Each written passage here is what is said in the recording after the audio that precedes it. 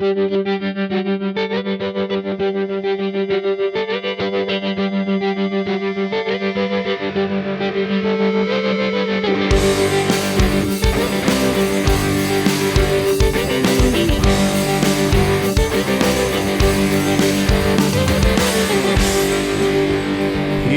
go from the Silver Creek Studios. I'm Jared, and this is the BFIBs Almanac, a Cardinals podcast for the best fans in baseball. That's you, by the way.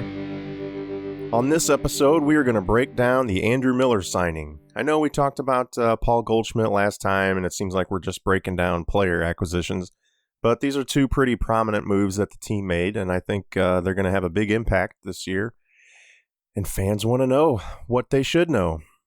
So, who is Andrew Miller? He is a 33-year-old pitcher, reliever. He's going to be going into his age 34 season. We signed him for 2 years at around $25 million. It's really $11 million for the first year this coming season, with $500,000 in incentives. $11.5 million in 2020 with another $500,000 in incentives, and then a $2.5 million buyout for 2021, or a team option for $12 million in 2021. And I believe that can vest if he reaches a certain number of innings. It's like 110 innings or something over the next 2 years. So he could automatically get that extra $12 million, or it could be a $2.5 million buyout. That's where the 25 comes from. So what do we know about him? He's been pitching for a really long time, 13 years. Some of that was as a starter. The first 5 years, I think, were as a starter. In 2012, he got moved to the bullpen and pitched exclusively as a reliever. But it wasn't really until about 2014 that Boston, who he was with at the time, he really started picking up traction as a reliever. They were the ones that put him in the pen in the first place, and then his numbers really started skyrocketing. And then he was traded to the Baltimore Orioles. I believe it was a trade. And that's when he really started to shine and kind of making his name for himself as a lefty reliever, and a closer and a shutdown, back of the order guy. So that was when he kind of became into prominence. There was talk of him being traded to other teams. He ended up going to the Yankees in 2015, where he was their closer.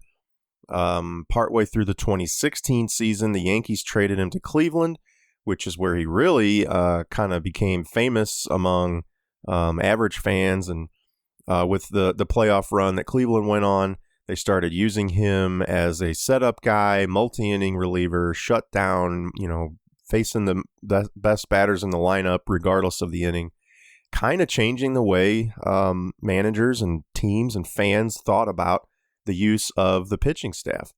So Andrew Miller was kind of the spearhead of that. And that was in 2016. In 2017, he was still good. He started to tail off a little bit. I think he started having issues with his knee, which we'll get into a little bit. But his walks started to go up. His strikeouts started to go down. And again, he still had a good season. We'll talk about his numbers. But 2017 was kind of the start of possible concern. And then in 2018, last season, he went on the DL 3 times, first for a hamstring, second for his knee again, and then late in the season after coming off, I believe it was the 60-day DL for his knee, he went on the DL again for his shoulder, which you never want to have shoulder issues as a pitcher. They didn't seem too concerned about it. I believe it was inflammation in the sac, and, they let him rest, and apparently the Cardinals, Mozeliak, Gersh, the medical staff, Miller, none of them seemed too concerned about his shoulder, and I guess not really about his knee either.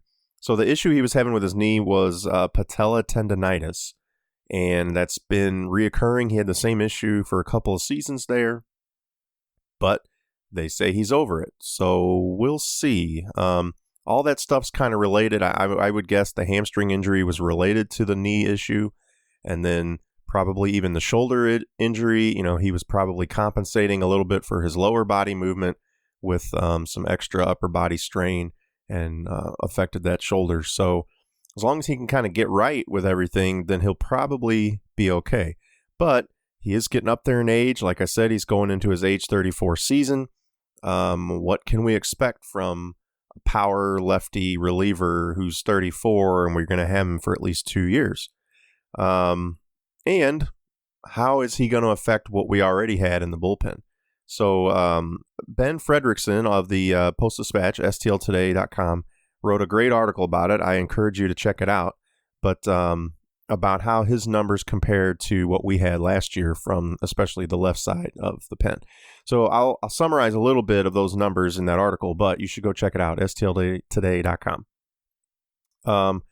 One of the main concerns that they had that Miller showed was a drop in his fastball velocity. So in 2016, which was at his prime, he was throwing 95.4 miles an hour, and last season it dropped off to 93.8. So almost a 2 mile an hour drop in velocity. That's a big drop for your fastball. You could attribute that to obviously shoulder issues and knee issues and whatever. So it wouldn't be out of the ordinary to expect that velocity to come back up if he's healthy. But, it might not come back up, and we'll see how that affects him.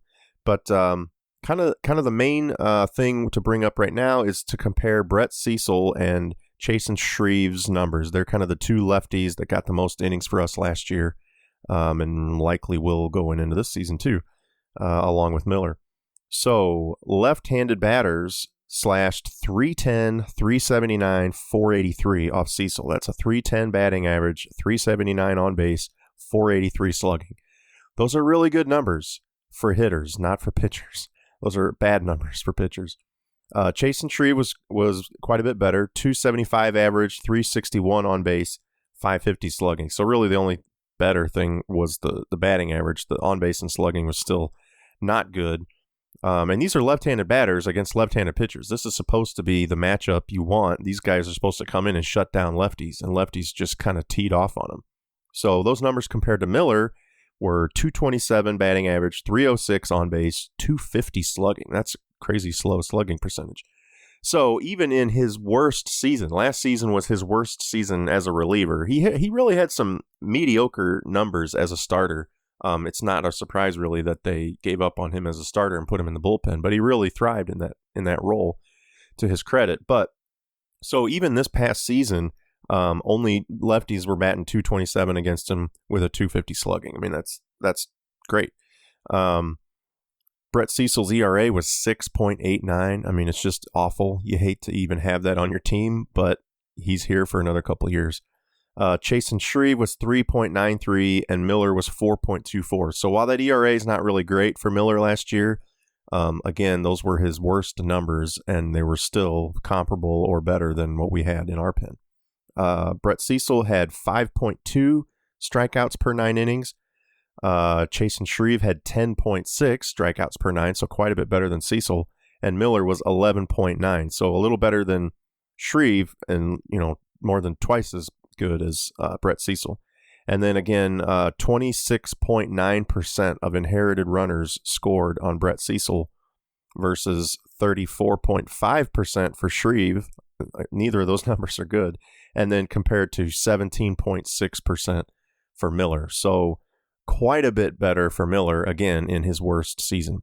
So just right there, those numbers are so much better than what we already had as left-handed relievers, and he should perform better this year if healthy. So one of the things I wanted to kind of get into that we did last time with Paul Goldschmidt was comparing his numbers to other players at the same age and how they kind of perform over the course of that contract. Now, in this case, we're only talking 2 years plus a third option. So I went ahead and included his age 33 season, which is what Miller just completed, and then 34, 35, and 36 for 3 prominent relievers. Not necessarily lefties, not necessarily power relievers, but just guys who, for one, pitched that long into their careers and were considered high level pressure Hall of Fame caliber guys. A couple of these guys are in the Hall of Fame. So Not that Andrew Miller's a Hall of Famer, but he could be if keeps up. You never know. So, and I wanted to, at the recommendation of one of our listeners, I wanted to reference some former Cardinal pitchers. Now, it's kind of tough to find Cardinals who came on board at that age who were power lefties or even just prominent pitchers. Obviously, we've had a lot of good pitchers, but it was hard to kind of come up with somebody recently who fits the mold of Andrew Miller. So anyway, here's what I got. Dennis Eckersley, Lee Smith, and Billy Wagner. Now, Eckersley and Smith obviously are former Cardinals. Some of the years that I'm going to mention here were their Cardinals years. In the case of Lee Smith, Dennis Eckersley was not. He didn't get here till like age 40 or 41, something like that. So his age 33, 34, 35, those seasons are with Oakland. Lee Smith was with the Cardinals for those first few seasons, and then I believe the last season, age 36, was with the Yankees. And Billy Wagner was his age 33 season, I believe, was with, I think, Philadelphia, and then the 34, 35, and 36 seasons were with the Mets. So kind of some different eras in there, and obviously, Wagner's a lefty, the other guys are righties. So I wasn't too worried about, trying to find three guys that are exactly like Andrew Miller. I just found prominent pitchers who pitched at those ages and who were really good, and how did they do over the course of those ages. So let's dig in here. Dennis Eckersley at age 33 gave 72 and 2/3 innings pitched. At age 34, 57 and 2/3, so a big drop off. 35 back up to 73 and 1/3. 36, age 36 was 76 innings. So really just that age 34 season, he pitched less innings. I think he had an injury that year. So all through 34, 35, 33 through 36, he really hovered around that 72, 73 innings pitched number. So that's good. And actually for Eckersley, he kept pitching into his 40s. His ERA was 2.35 at age 33, then 1.56, 0.61, and then 2.96. So he really kind of hovered around that 2 ERA range, but he did fluctuate, 2.35 down to 1.56, down to 0.61, back up to almost 3. But all those are decent ERAs at that, age range. Eckersley had hits per 9 innings. He had 6.4 at age 33, then 5.0, 5.0, then 7.1. So he did start to creep up there a little bit at age 36, but still not a huge fluctuation. Stayed relatively consistent. Strikeouts per 9, he had 8.7 at age 33, then 8.6, then 9.0, then 10.3. So he actually had more strikeouts per 9 at age 36 than he did at a younger age. And his whip, walks plus hits per inning pitched, was 0.867, 0.607, 0.614, 0.908. So he actually got better for a couple years, and at age 36 jumped up. So not a huge fluctuation in Eckersley's numbers, but there is a little uptick at that age 36 season. So again, that would be the option year for Miller if we keep him around, if it vests, if we offer him the contract. So in that case, Eckersley's numbers, not too bad. And we'll get into comparing Miller to all three of those so you kind of know where he stood already. Lee Smith. So at age 33, he had 73 innings pitched compared to Eckersley's 72. Age 34, 75 innings, then 58, then 38. So he really did start to tail off in those last couple seasons. And I believe, I think he only pitched one more season. So age 37, I believe, was his last season. Age 33, he had a 2.34 ERA, then 3.12, then 3.88, then 3.29. So it did go up, not huge, but there was an uptick in his ERA. His hits per 9, 8.6, 7.4, 8.2, 8.0. So really about the same hits per 9. Strikeouts per 9, 8.3, 7.2, 9.3, 9.9. So actually got a little better as he got older. His whip was quite a bit higher than Eckersley's, really, than the other guys on these lists too. 1.137, 1.173, 1.155, 1.174. So really he stayed consistent with his whip, but it was a little higher. And then last but not least, Billy Wagner. Age 33, he was 77.2, 77 and 2/3 innings, 72 and a third, 68 and a third, 47. So he dropped off at age 36. And that might have been, no, he had a couple seasons after that too, but he did not pitch much longer than age 36. His ERA was 1.51, then 2.24, then 2.63, then 2.3. So that age 33 season was really good for him anyway. He was an all-star that year. That was kind of his peak anyway. So it's a little deceiving to say that his numbers got worse because I think they just would have anyway. But he sort of kept consistent after, age 33. Hits per 9 was 5.2, then 7.3, then 7.2, then 6.1. So they went up a little, but then he dropped off again in his hits per 9. His strikeouts per 9 were 10.1, 11.7, 10.5, 10.0, so stayed very consistent with strikeouts. Now, his whip was a little up and down, 0.837 at age 33, then 1.106, 1.127, and then back down to 0.894. So not huge fluctuations, but enough that it's kind of strange. But he did get a little better at age 36.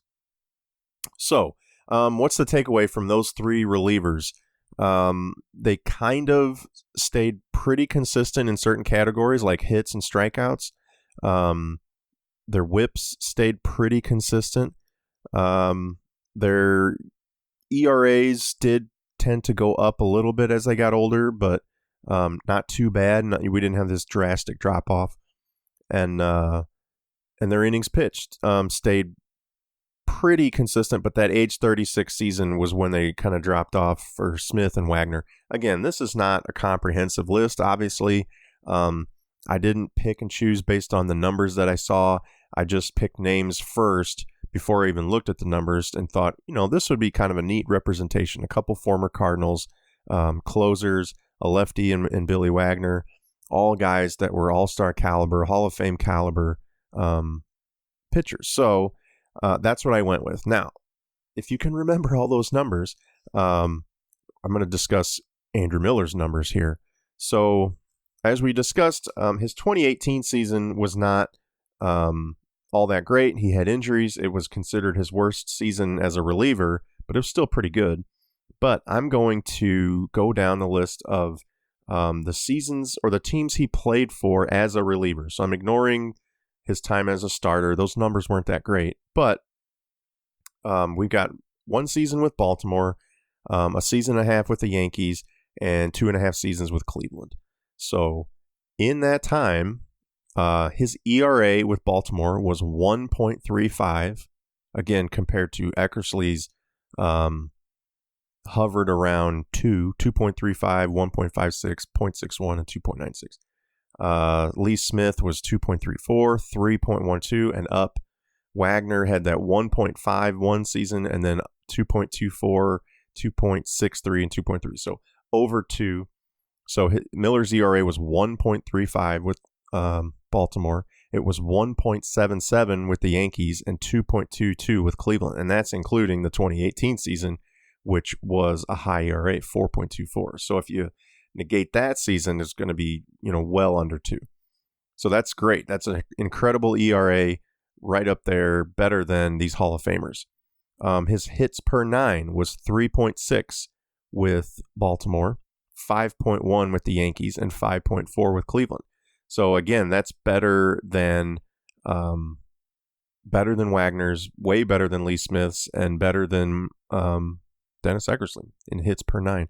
His Ks per 9, 15.3 with Baltimore, 14.9 with the Yankees, and 13.3 with Cleveland, compared to 8s and 9s and 10s for Eckersley, 8s and 7s and 9s for Lee Smith, 10s and 11s for Billy Wagner. So he's up at 15.3, hovering right around 14 or 15 strikeouts per 9. That's just crazy good.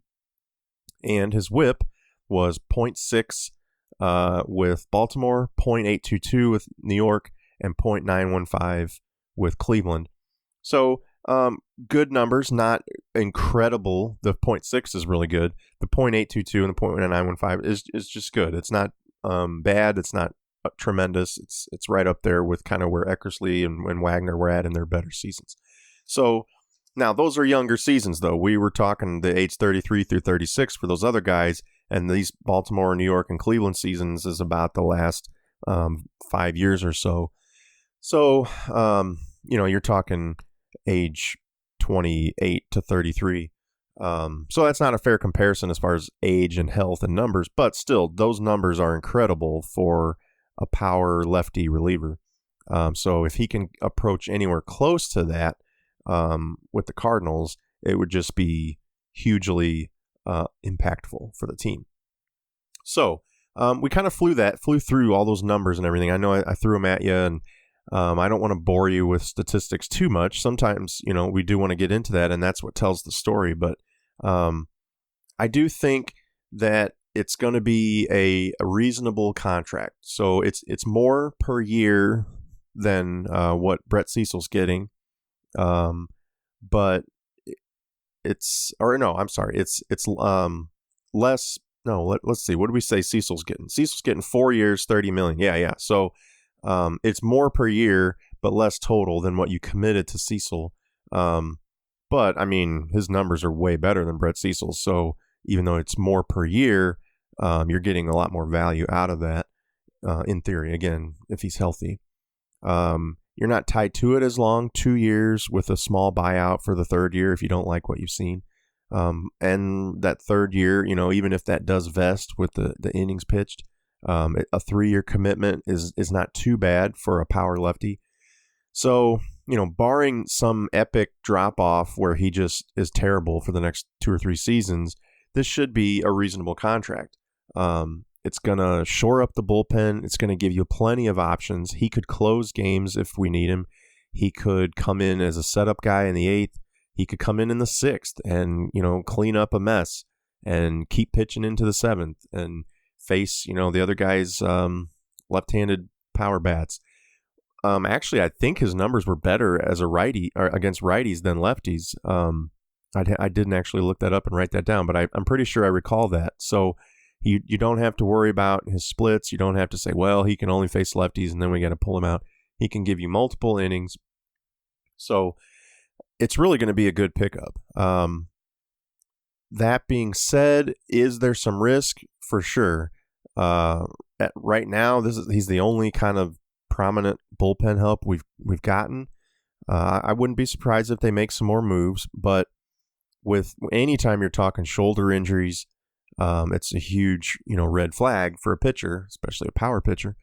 Being left-handed helps. He does have a lot of movement, kind of got that nasty slider movement, and you can drop off in velocity a little bit and still have that movement to help you out from the left side. His knee issue has recurred the last couple seasons, so it's not out of the question for that to pop up again and cause just problems. He missed a third of the season, more than a third of the season last year, and that could happen again.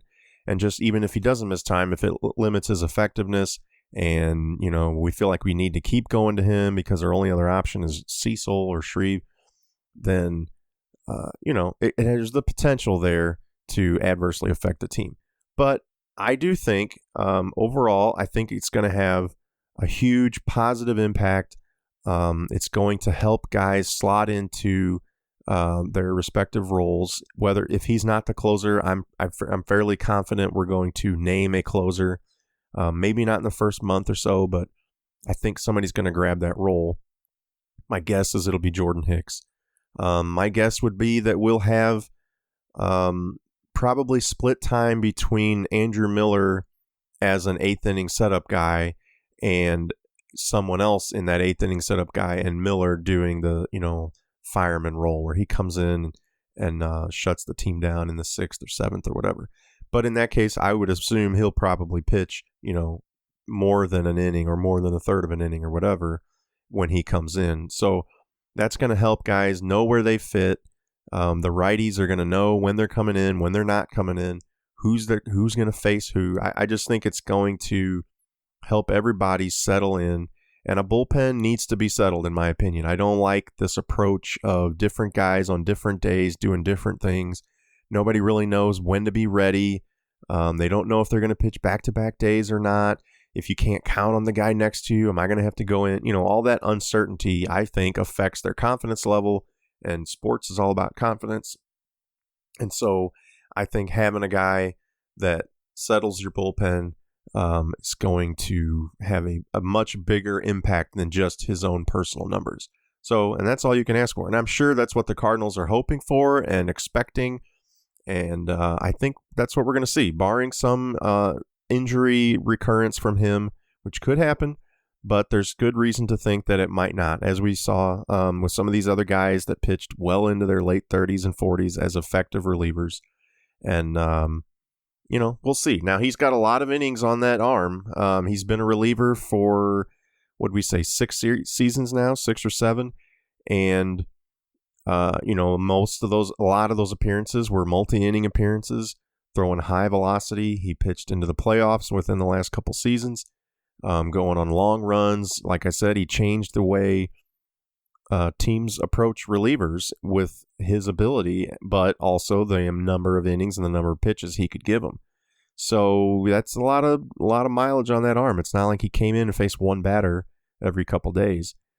He was facing 5 or 6 batters and doing it the next night and the next night. So, is that a huge red flag? Maybe not, but it's just something to think about, something to keep an eye on. So anyway, let me know what you think about Andrew Miller and the signing. And should we have gone, longer? Should we have tried to only go 1 year? Should we have avoided him altogether and get the other prominent lefty that was available, the younger guy, Zach Britton? Should we have not signed Andrew Miller at all? So text in, contact on social media, Twitter at BFIBs Almanac, or on Instagram, BFIBs Almanac, or email, if you want to go old school, bfibsalmanac@gmail.com. We're going to be on YouTube soon. We're going to be handing out prizes for the trivia. In case you aren't aware, I'm recording these first few episodes kind of back to back, but without posting them yet. I wanted to have some stuff ready to go when I go live. So I'm not announcing the winner of the first trivia question, which was in the Paul Goldschmidt episode. But once we get a few in the bank here, I will announce the winners of each question. So this week's trivia for a shout out on the podcast and a follow on social media.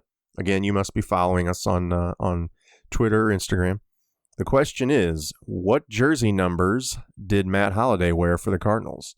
Numbers, plural. What jersey numbers did Matt Holliday wear for the Cardinals? So contact us on social media and give us the answer. I'll give you a shout out. And again, as the questions get a little harder as we go along, at some point when I think it's justified, we'll start giving out some prizes. So thanks for tuning in. A little quicker episode this time. Next time, we're going to get into WAR and why I think it's dumb. WAR, wins above replacement. It's kind of the advanced metric statistic that everybody uses nowadays. And why I'm not so convinced that it's such a great statistic, for at least, especially for the average fan. So, WAR, what is it good for? That'll be next time. Until then, I'm Jared, and this is the BFIBs Almanac.